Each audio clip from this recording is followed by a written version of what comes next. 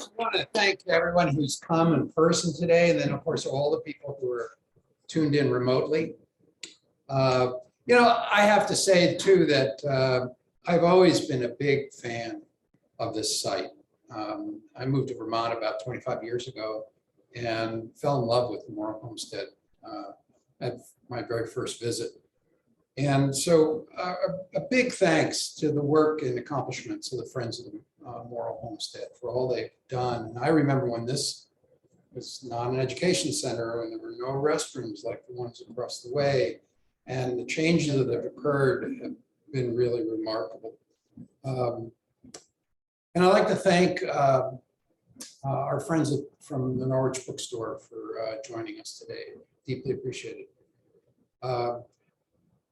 I've just completed a book on Olmsted and Yosemite, Civil War, abolition, and the national park idea very recently. But I've got the inspiration for that project here at the Morrill Homestead. Probably about Tracy or someone, Cameron, someone who's been here for a long time, if they can remember. I'm guessing it was about 15 years ago, there was an exhibit, I suppose on the anniversary of the 14th Amendment. It was an exhibit on the 14th Amendment that was in the large barn up the hill. And, the penny dropped. And when I was up here, all of a sudden the connection was made that this wave of legislation that went through the Congress at an opportune moment that, was just the stars aligned. The Southern Democratic legislators had all left and joined the secession. They cleared out, 40% of the seats in Congress. Republicans had a majority. The war was going on, and there was an opportunity to make big changes. And I never understood this larger context of the Morrill Land Grant College Act, but in fact, the larger picture of change that occurred in the United States, that the country entered a period that it entered that period and came out far changed, far different than when it went into it. It was a sea change in the direction, the trajectory, if you will, of the United States of America. And it was up on that hill that it became clear to me what that meant. So I'm going to speak today on a subject. I've been talking about my book wherever I've gone in many different talks, but I've really modified my talk today to look at the intersection between Morrill and Olmsted, because they were both leaders in their own areas. Of course, Frederick Olmsted was the great park maker. He's more associated with Central Park than he is Yosemite, but he was in California when Yosemite Park was created in the middle of the Civil War in 1864. And he writes in his famous Yosemite report, it was the darkest days of the war when Grant was trying to get through the wilderness and Sherman was besieging Atlanta, that the idea that you were going to protect Yosemite Valley in perpetuity for the American people was accepted and in fact enacted by Congress in the middle of this great crisis.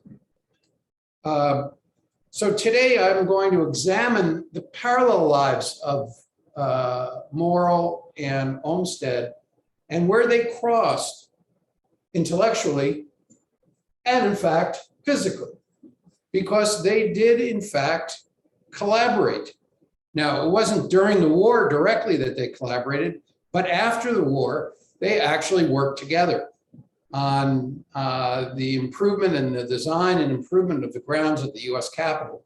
So they follow very parallel tracks, and then really almost serendipitously, they meet each other. So I'm going to start by talking about where they kind of came from. They were New Englanders, both Olmsted and Morrill.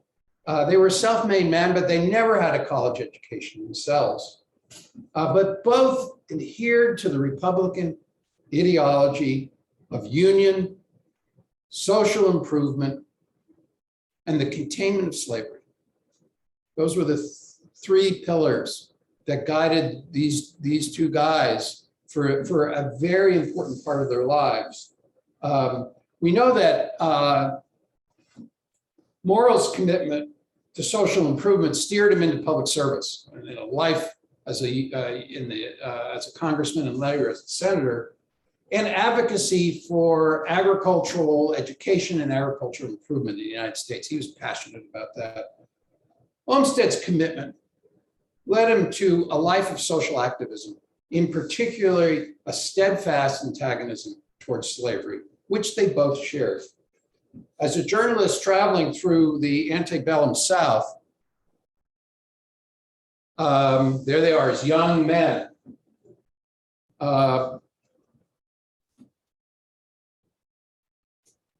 Olmsted wrote that it was the duty of every man to oppose slavery, to weaken it, and to destroy it. Both Morrill and Olmsted shared the opinion that there was no greater obstacle to progress in the United States than the institution of slavery.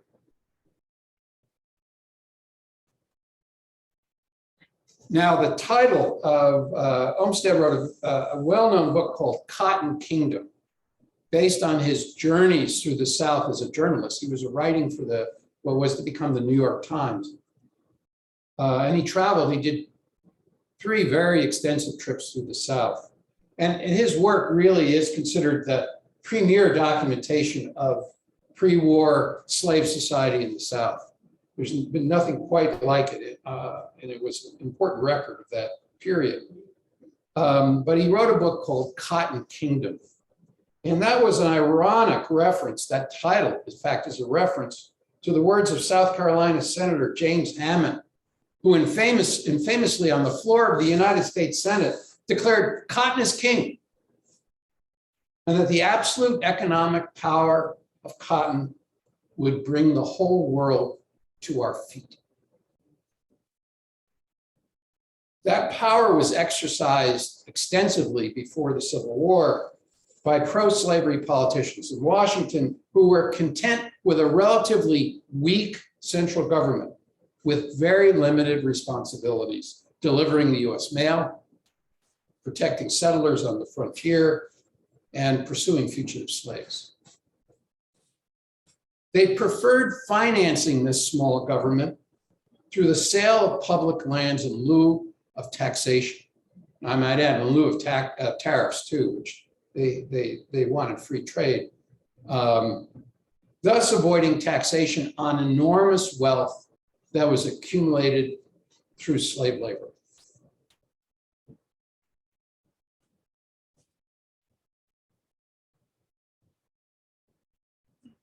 So it's in this context that we must look at both Morrill and Olmsted and take a look in particular at the introduction of the Land-Grant College Act, the first attempt, not the one that passed, but the first one, which was introduced in 1858. The very same year, Frederick Olmsted and Calvert Vaux had completed their plan for Central Park. Ironically, it was almost simultaneous.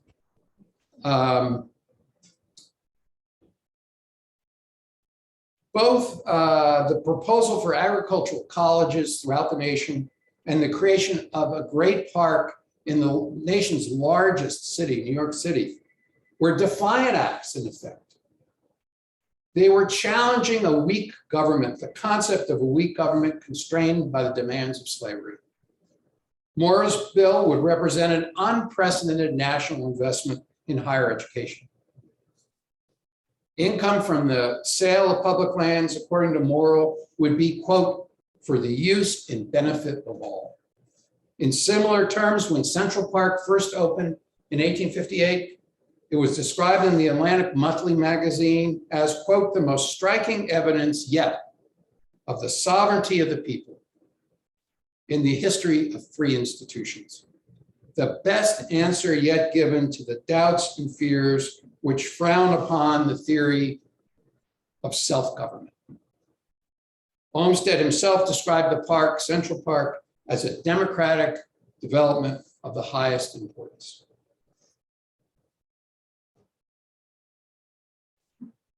Now, neither Justin Morrill nor Frederick Olmsted went completely unnoticed in the South.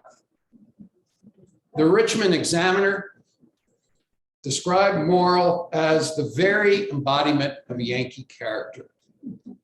He looks mean in every fiber and lineament of his wretched body. Now, comparatively, Olmsted got off a little bit easier and was treated with a bit less venom, but no less of disdain.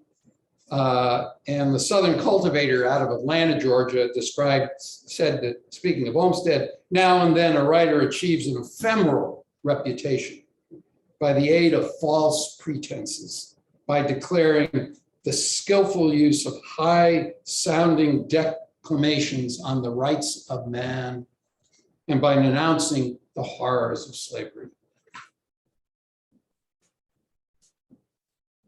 Now, that was only a prelude to what was to come, because as soon as Morrill introduced his first land grant act, land grant bill, because it was not an act, it was a bill at that point, into Congress, you could say all hell broke loose.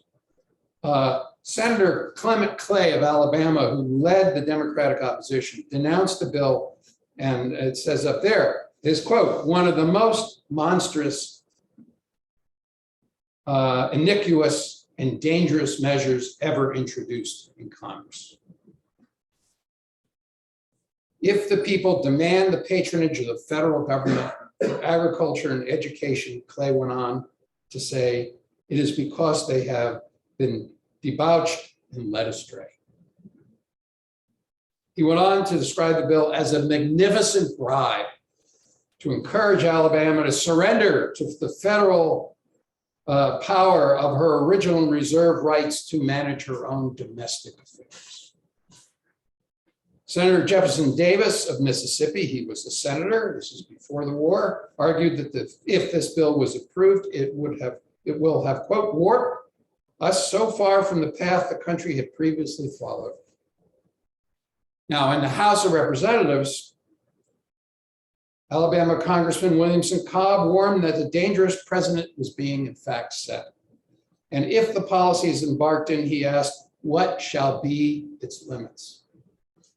The national government, according to Cobb, might one day be moved to, quote, feed the hungry and clothe the naked, and build and support common schools. He believed that public land, in fact, should generate revenue in lieu of taxes. They needed the revenue from the sale of land and not be used for any social purposes. It all had to be sold. They needed every dollar. Actually, we're in greenbacks back then, but that's another story. Investment in public education in general was not a priority in the South. Olmsted had observed in one of his New York Times dispatches from the South that it, in fact, was viewed as having a destabilizing impact on slavery in the South.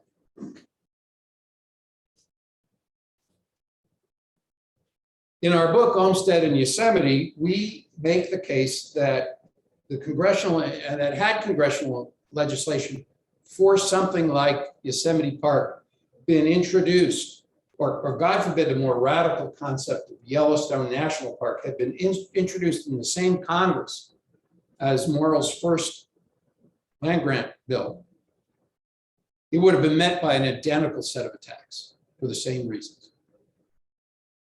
As one Southern congressman declared that such grants, quote, will only be the beginning of giving away public lands till none are left.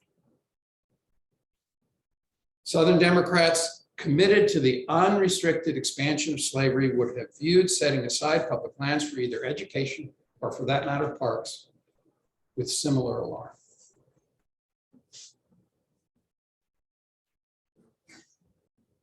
When secession came, followed by civil war, both Morrill and Olmsted were outspoken in their denouncement of the insurrection and their support of the national government, taking aim particularly over the dogma of states' rights. Quote, this is Morrill, for the preservation of their domination over the African race, insurrectionists were using the argument of states' rights to wreck, and this is Morrill's words, the fairest fabric of human government the world has yet known. Like Morrill, Olmsted considered secession as a form of anarchy, and he called for the dogma of states' rights to be annihilated. And here is a copy of the actual ordinance of secession from the Republic of Georgia. And I found this portrait of Justin Morrill, I would assume aghast, looking down in the Capitol building in Washington on January 6th. That's probably the closest Justin Morrill ever came to a Confederate flag.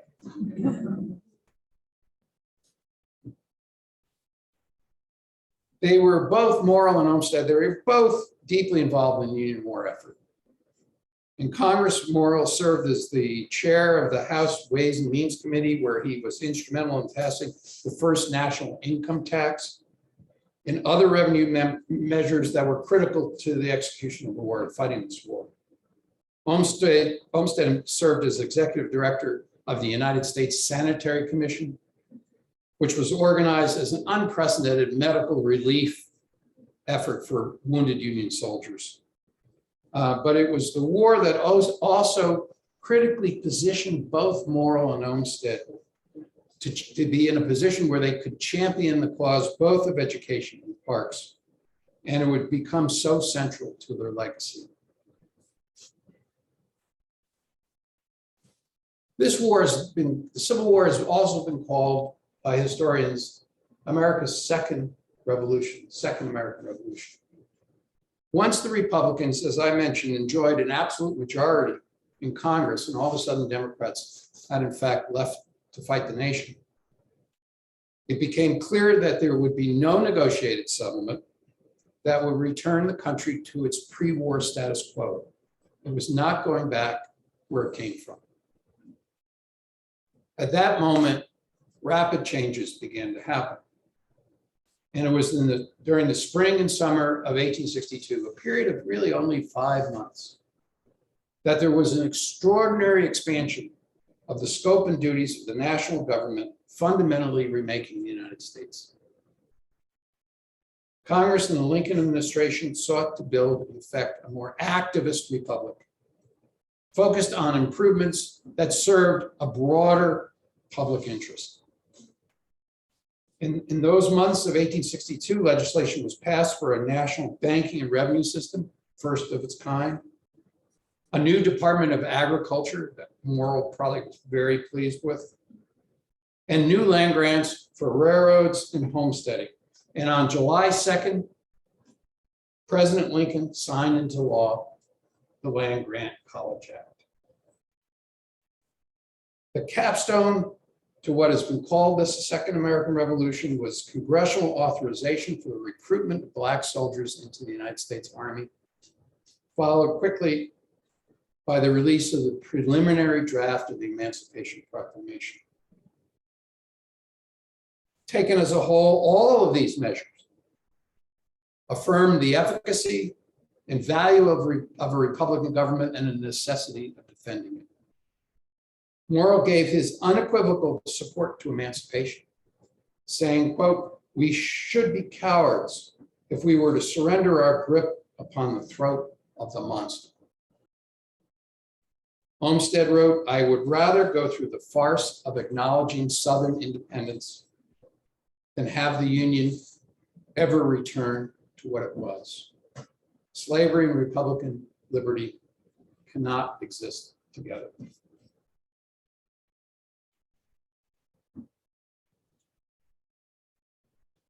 Now, in 1864, the war is still going on when Congress grants Yosemite Valley to the state of California to create a public park. First became a state park and later in the 19th century became a national park. But it did so, as Olmsted declared, in trust for the whole nation. In other words, it was placed in trust with California, not for the citizens of California, but the citizens of the United States, everyone. It was a modest, but essentially consequential part of the same wave of wartime legislation. It was a land grant, just like the Land Grant College Act was. Now, for many years, historians have been at a complete loss to explain the Yosemite Act occurring in the middle of the war. They considered the timing of this passage to be an unexplained anomaly and great mystery. Why would Congress take the time out in the midst of the war to deal with this 800 acres in Yosemite Valley when they had, the national emergency going on all around it?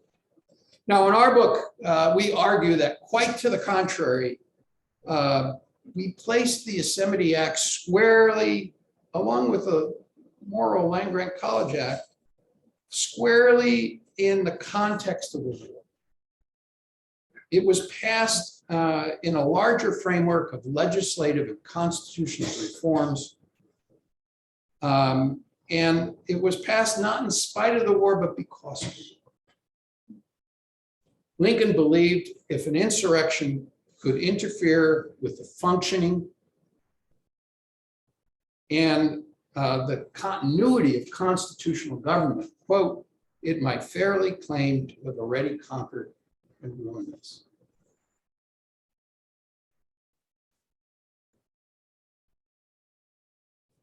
Now, Olmsted was at that point in 1864 already in California. It's another story, but being there, he was asked to draft a report on the future management of Yosemite Valley. He was tasked, head of a commission, to draft this report, but he used the opportunity to explain the meaning and the significance of this park and its wider global context. Now, the Yosemite Act drew its inspiration from New York Central Park, and demonstrating, just like the College Land Grant Act, the Republic's ability to meet the needs of large numbers of its citizenry. At a time when Republican government was in fact being assailed by monarchists abroad and secessionists at home, both legislative actions represented an embodiment of Republican ideals during the nation's gravest crisis.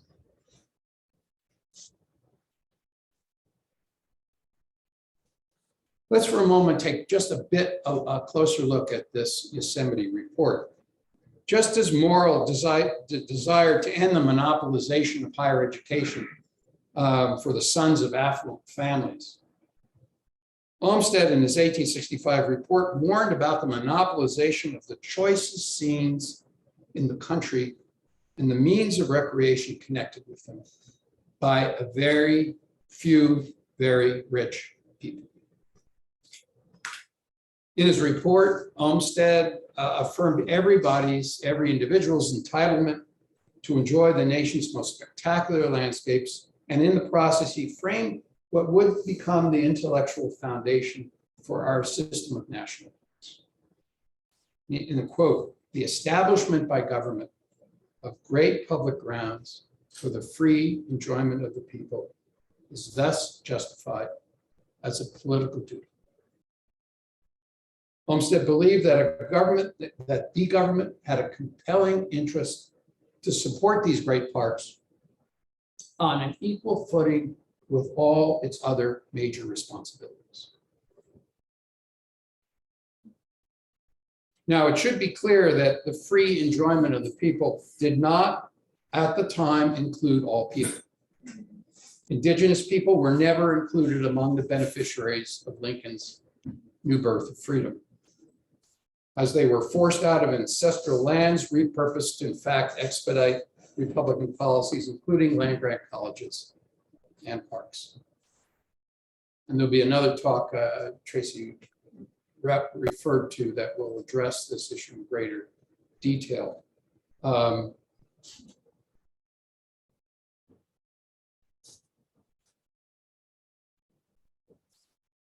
interesting footnote to the Yosemite report is Olmsted's reference to the completion of the United States Capitol dome. And particularly ironic, given Morrill's abiding interest throughout his Washington career in upgrading the face of the nation's capital. Supreme Court building, Library of Congress, the US Capitol, Morrill's fingerprints are all over the beauty and majesty of the nation's capital. But Olmsted specifically identified the completion of the construction of the US Capitol dome with the continued work that was going on in Central Park and the establishment of this new public park in Yosemite Valley as projects that affirm the efficacy and the necessity of defending Republican government. Both Olmsted and Morrill looked at the United States Capitol as a symbol of national unity and democratic identity. President Lincoln is reported to have said, if they see the Capitol going on, people see the Capitol going on, it is a sign we intend the Union shall go on.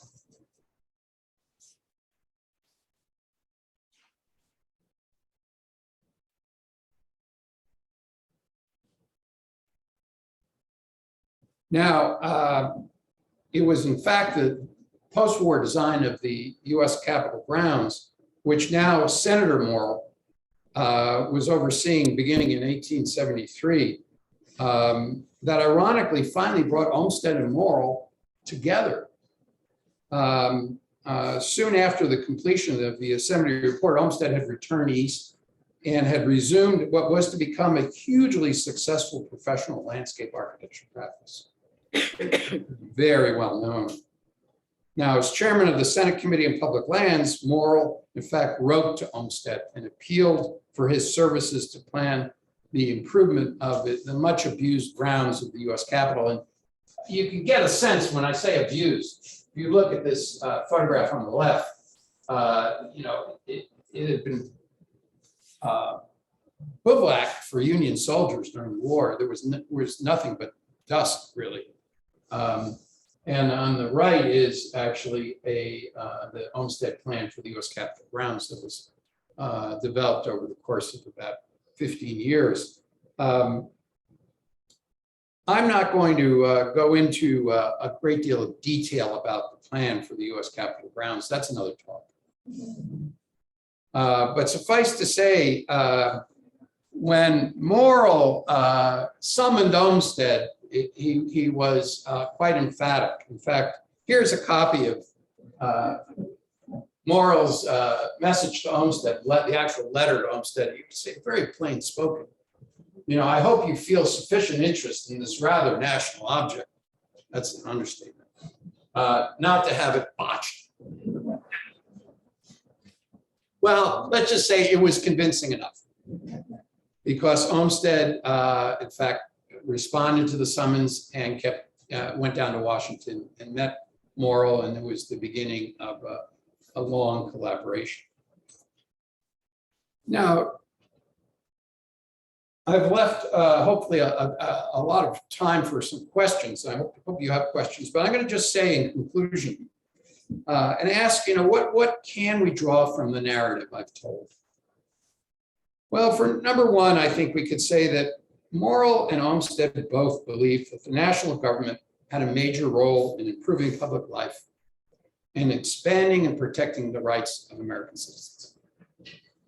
A bloody civil war was fought, reaffirming the legitimacy of national sovereignty.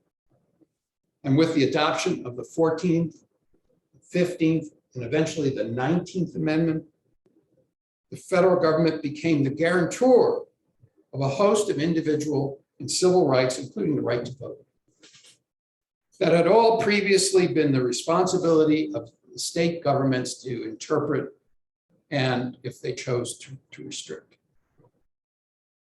Now, Olmsted helped shape the early contours as well of the 14th Amendment. He was on the committee that began the drafting of the 14th Amendment, and he wrote that all Americans, quote, are equal in their civil rights, immunities, and privileges. And that, quote, in granting the elective franchise, no distinction shall be made on account of race, ethnicity, or color. And that state laws contradicting these rights shall be, quote, null and void.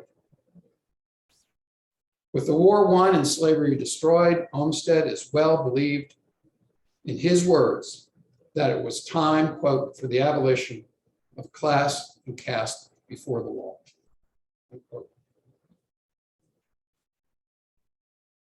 Consistent with these constitutional reforms was a commitment for broad access to higher education and access to new national parks and other public lands. Of course, this expansive view of federalism has been doggedly contested throughout our nation's history and remains contested to this day.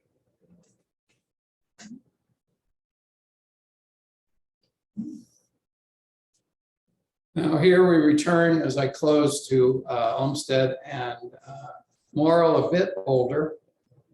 And my final point is that the land-grant college system and our great systems of public parks have developed as keystone institutions of our democracy. And throughout their careers, Morrill and Olmsted vigorously campaigned for the proper maintenance and support. They believed that in a reconstructed American nation, access to resources and education for all Americans should be granted as a right of citizenship rather than a prerogative of wealth and influence. And they both fervently believed, as Abraham Lincoln did, that it was an appropriate role of government to level the playing field for all Americans. And so I close with one last slide, and Lincoln perhaps sums it up best. When he says the Civil War was really about maintaining in the world that form and substance of government, whose leading objective is to elevate the condition of men, to lift artificial weights from all shoulders, to clear the paths of laudable pursuit for all, and to afford all an unfettered start and a fair chance in the race of life. Thank you for your attention.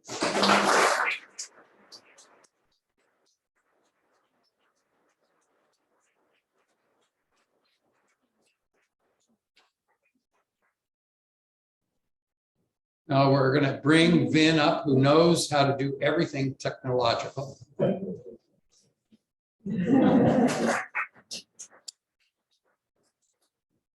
Good, great. And there's, we've got save about 20 minutes for any comments, questions. So we'll start. It's safe to say from your talk that you definitely believe that Yosemite was the first national park rather than Yellowstone. Yes, in the sense that in every way, in the context that it was the Congress of the United States that took the action.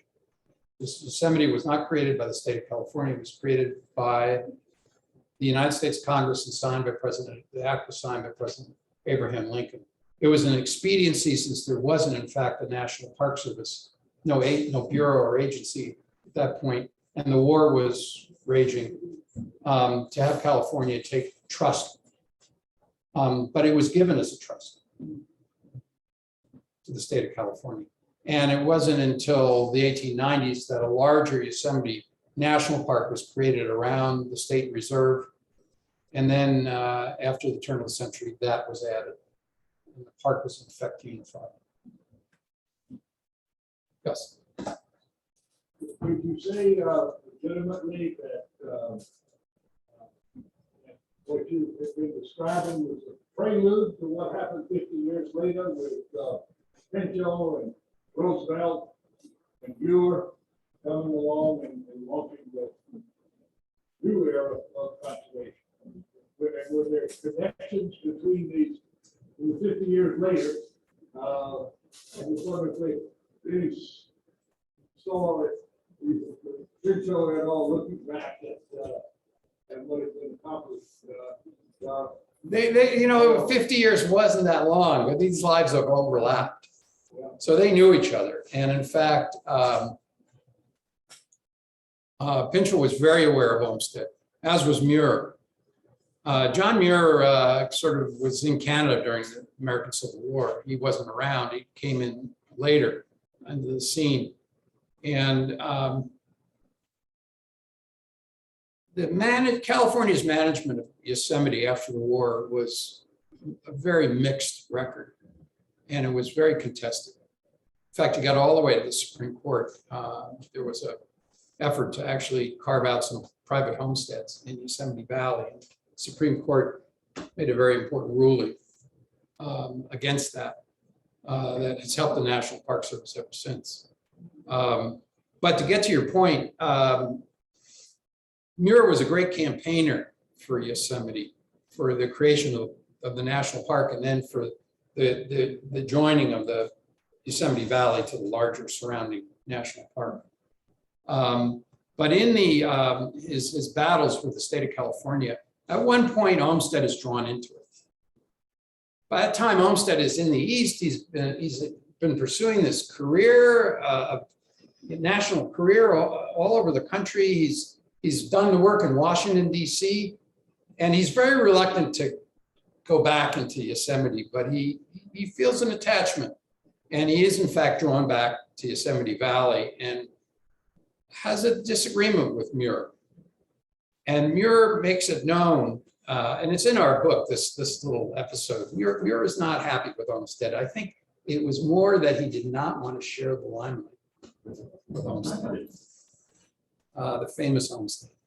But Olmsted was very careful. He didn't want to really resume any direct role in Yosemite. It's a longer, it's another story what happened, but it was Pinchot, to mention just Gifford Pinchot didn't have much to say about the original Olmsted report, but he was dead set against the creation of a National Park Service. Pinchot, in fact, thought that the early national parks, and there were about 30 sites that were created, but certainly by the time 1916 came around and they created a Bureau of National Parks, Pinchot campaigned pretty ferociously to have all those properties transferred into the Forest Service. And in fact, had convinced Theodore Roosevelt to recommend that to Congress. And TR actually did recommend moving the national parks, existing national parks, out of Interior into Department of Agriculture and the Forest Service. Anyway, I could go on about this, but it's there is in our book we talk about what happened in Yosemite in fact influenced the creation of further national parks and eventually led to the establishment of a National Park Service, because Olmsted is very clear that there needs to be professional management of these places. He's very clear in his 1865 report. And that was already 40 years before National Park Service actually, a bill got through Congress to create a bureau. But it was fought by Pinchot. He was Roosevelt's principal conservation advisor, and this was his advice. Tracy? Yeah. First, can you just a reminder to people on Zoom, I don't know if they can hear me, but they can type questions in here. And I have one that's also helpful for the people on Zoom if you can sort of paraphrase the questions that people ask them. Please, I'll do my best. Yeah. So the question we have, and Martin, you might be able to answer this, is did Olmsted have any influence directly or indirectly on the design of the gardens at Olmsted? I don't believe so, but I this is a little out of my. He did a lot of work in Vermont, but a lot of the work that was done in Vermont was also done by his successor firm, which were his sons, and they often get the generations confused. But Olmsted Senior, he had, I think, upwards to 650 projects. He's a very productive man, but the sons had thousands. They left their mark in every city, practically every city in the United States, and you had Canada in there as well. Yes, sir. know this is an enormous topic, and a full day will be devoted to it on September 10th, I think. I just wonder what your personal take is on this debate about the original ownership of the lands that we used to fund the land grant. The question is, what's Your take. my take about the public domain that was the land that was sold to create the system of land grant colleges? I believe each state got about 30,000 acres to sell. And it was allotted, I think it was for every congressman got 30,000 acres per member of Congress. per member of Congress. Thank you. Thank you. So I don't dispute that at all. I mean, the public domain in this country was largely on lands that were at one point occupied by Native Americans. I mean, that's just the facts. Not all national parks were necessarily tribal lands, but some number of them certainly were. And Yosemite Valley was occupied by the Miwoks, and they were driven out by California militia in the 1850s, probably about a dozen years before the park came into the picture. And they returned, the Miwoks returned to Yosemite Valley, and some numbers came back and tried to hang on until the national park in the 1930s finally basically pushing aside. So it's a sad chapter, but the other way one has to look at this too, I suppose, is that had these lands not been, the public domain not been, some small portion of it had not been in fact earmarked for public use or had not been sold to established Congress, it would have all been sold privately. And a place like Yosemite Valley would have been subdivided into homestead estates and came very close to that.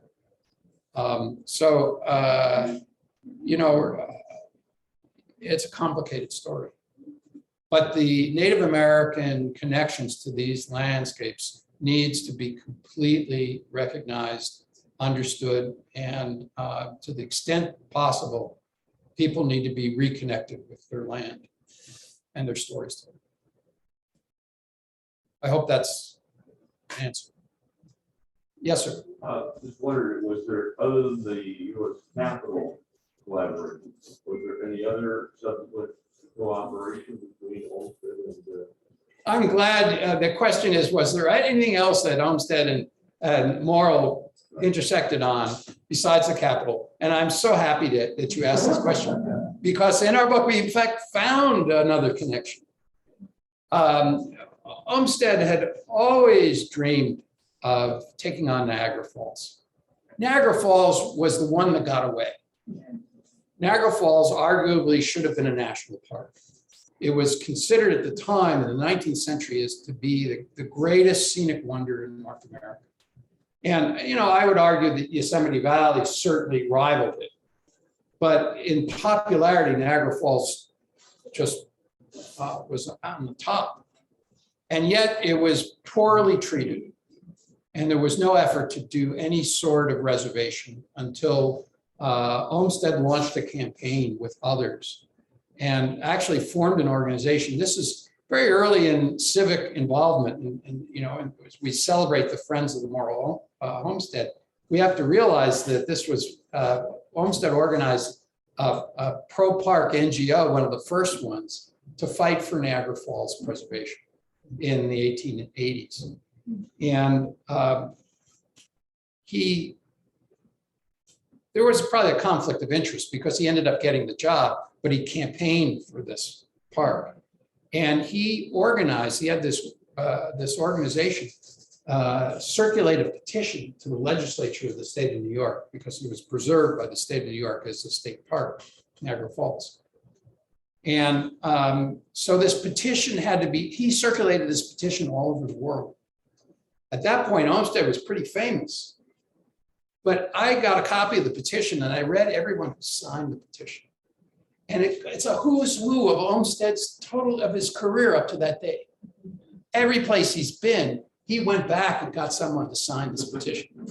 So he's got people from the New York Times. He's got people from the U.S. Sanitary Commission. He's got people from the Yosemite Commission. He's got his Central Park friends.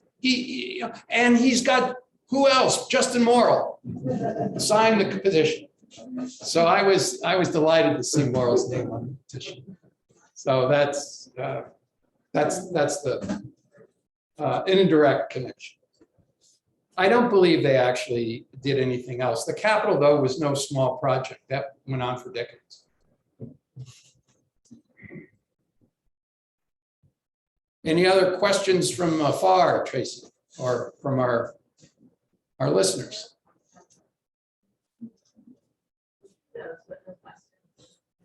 Anybody else? Yes, sir. You referred to the creation of Yellowstone as a more radical act than the creation of Yosemite. I wondered in what sense it was. You know, it's a rhetorical flaw. The question is, why did I refer to the creation of Yellowstone as a more radical act than Yosemite? And I did that I referred to that in the context of if either of those bills had been introduced, not in the 37th Congress, but in the 36th Congress or the 35th Congress, when Morrill introduced the first version of his land grant bill. If those acts had been introduced then, they would have met with the same reaction that Morrill did. And, you know, Yosemite was a land grant, and it would have been hammered in Congress. It certainly would have been vetoed by James Buchanan, President Buchanan. Yellowstone would have been even a more radical view at the time, because they were actually, Yellowstone implied that there'd be federal management for the park. And that was, you know, far beyond the idea of issuing a land grant to the state of California. So in that sense, only in that sense, it was a more radical idea. By the time Yellowstone came around, this is the 1870s, early 1870s, Congress was in the midst of passing the civil rights legislation associated with Reconstruction. And Congress was exercising quite a bit of authority. They've pretty much neutralized Andrew Johnson as president. And they had essentially taken over the direction of Reconstruction in the South, and had passed a series of enforcement acts which sent the United States Army, or gave the United States Army the authority to enforce civil rights in the South, at least for a limited period, till the Supreme Court struck that down. So Congress was feeling bullish. Congress was at the apex of a long progression of actions that really expanded the scope and authority of the government. You know, things were created like the Pension Bureau, like the Justice Department. You know, there was this expansiveness, and they were prepared when they passed the bill that created the Yellowstone, set aside Yellowstone, 2 million acres. 2 million acres, big project, that they were prepared to manage it themselves. The government was prepared to take it on and manage it themselves. They didn't have a bureau to do it. They gave it to the Department of the Interior. But they did not give it to the state of Montana, or territory of Montana. They did not give it to any other state or territorial jurisdiction. They took it on themselves. And that's a reflection of, I think, the context of Reconstruction. And it was, Senators Trumbull and Pomeroy on the floor, who were the champions of the Yellowstone legislation on the floor of the Senate, made it very clear that I just referenced the attempt to create private holdings in Yosemite Valley under the state. They said, we don't want that ever to happen again. We don't want to have to step in and have to adjudicate that again. So we're going to give this to the national government to take care of. We're not going to entrust it to a state or any other authority. And that is really the radical idea.